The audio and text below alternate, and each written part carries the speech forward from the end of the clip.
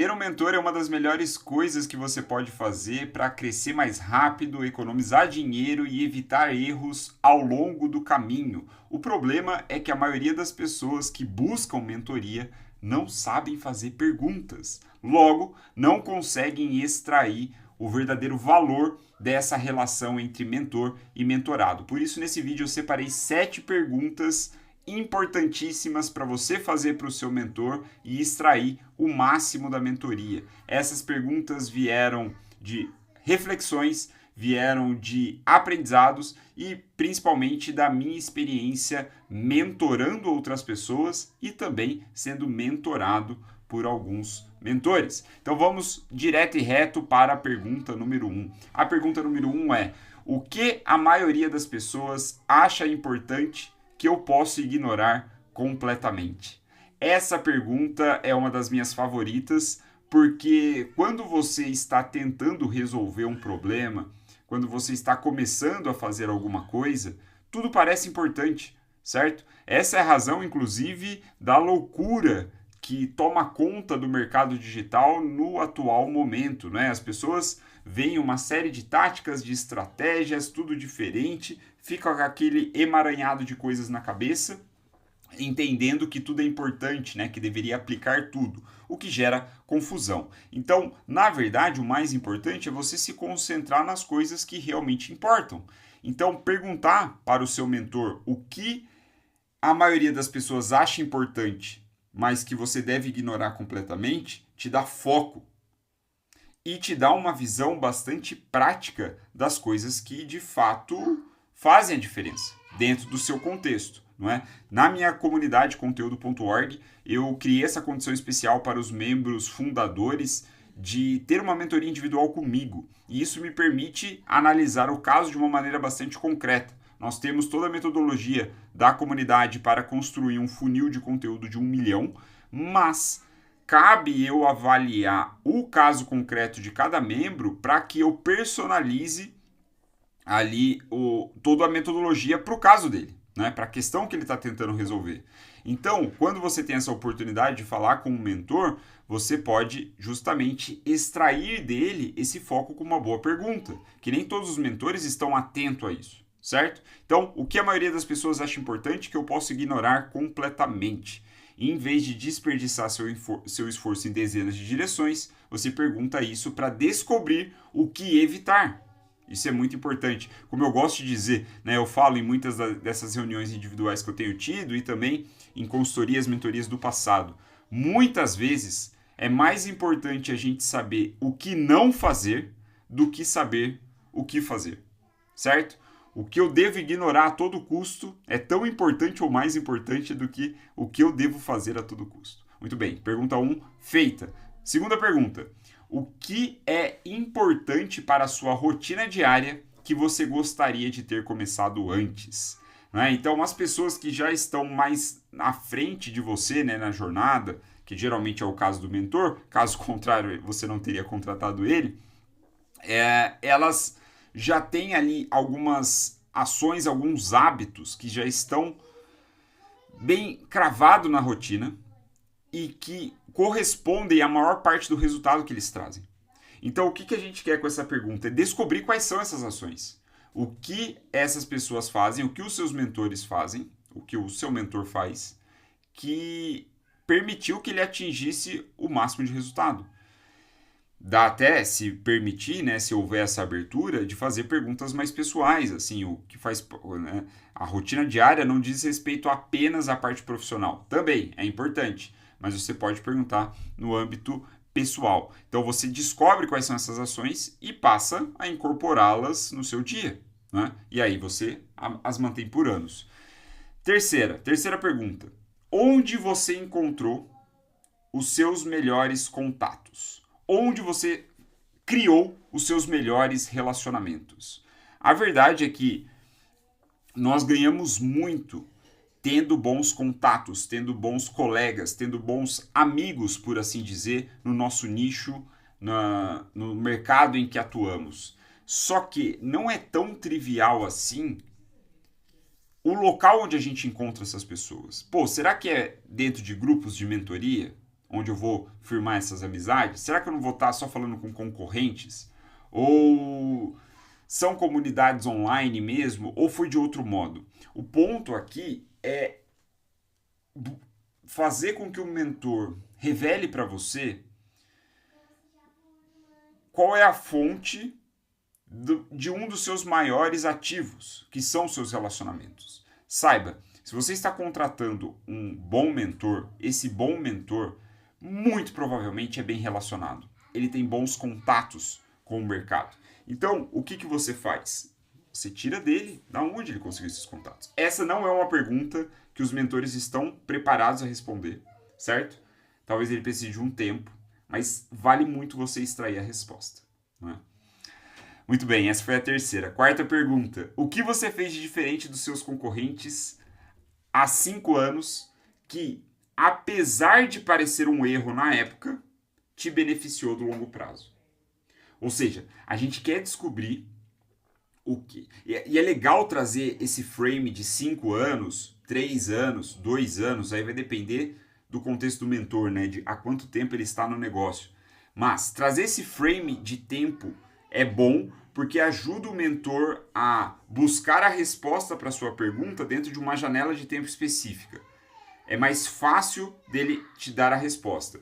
Então, o que você fez de diferente, o que você, mentor, fez de diferente dos seus concorrentes ou dos seus colegas ou do mercado há 5 anos, ou seja, 5 anos atrás, que, apesar de parecer um erro lá na época, te beneficiou no longo prazo. O que foi que você fez de diferente? Porque assim, a verdade é, se a gente faz a mesma coisa que todo mundo está fazendo, a gente pode esperar alcançar o mesmo resultado que todo mundo alcança. E, nesse caso, é alcançar a mediocridade. É o mais do mesmo, é a média. Se você se contenta com a mediocridade, tudo bem. A maioria das pessoas ambiciosas não se contentam com isso. Por isso você faz essa pergunta. Cara, o que você fez de diferente lá atrás, quando você estava começando? Essa é uma pergunta muito legal de se fazer. Porque isso revela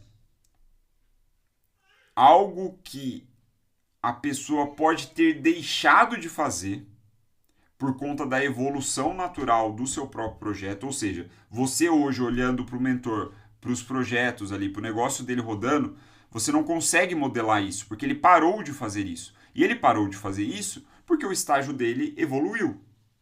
Então, quando você faz essa pergunta e joga lá para o início da carreira dele, quando ele estava começando, etc, etc, você vai acionar uma parte do cérebro dele que ele vai se lembrar de algo que ele fez que fez muita diferença para tirar o negócio do chão, não é? Para começar a correr mais rápido. Então, é uma pergunta que eu gosto bastante, né? E ela também te ajuda a identificar comportamentos que você deve eliminar, não é? Muito bem, essa foi a pergunta número 4. Agora vamos para a pergunta número 5. Quais desafios provavelmente encontrarei pela frente? Muito simples essa pergunta. O que a gente quer aqui é antecipar as principais dificuldades. Então, né, numa verdadeira mentoria, você dá todo o contexto para o mentor. Ele sabe de toda a sua vida, ele sabe do projeto que você está desempenhando, né, ele sabe do seu objetivo, sabe das suas dificuldades, etc, etc, etc. Então, o bom mentor, de algum modo, ele já antecipa isso. Mas nem todos são bons mentores. Então, cabe você fazer essa pergunta de, cara, diante do meu contexto, quais são os desafios que provavelmente eu vou ter pela frente? Cara, aqui é um jogo muito limpo, assim, muito claro. É você ter a verdade escancarada na sua frente. Porra, haverá dificuldades. Então, é melhor a gente saber de antemão quais são elas.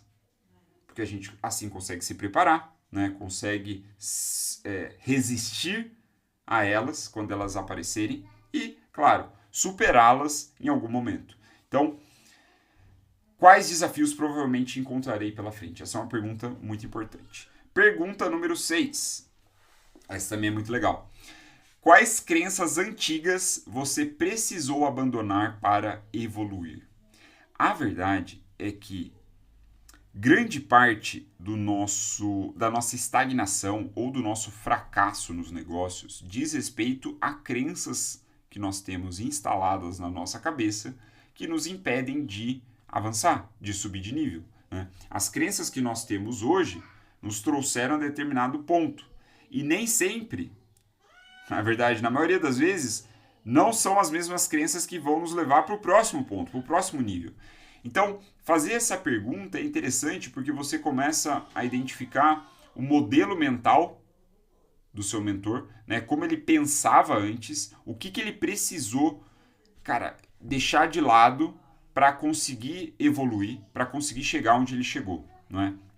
Então, o progresso em qualquer negócio se resume a basicamente 2 pontos, não é? Identificar um gargalo no seu negócio, no seu processo e remover esse gargalo. É assim que se resulta em um progresso. A gente identifica o gargalo e remove o gargalo. E na maioria das vezes, o gargalo é comportamental, é de crenças, não é? Então o que a gente quer é desaprender essas crenças para destravar o gargalo. Então, perguntar quais crenças antigas você precisou abandonar para evoluir.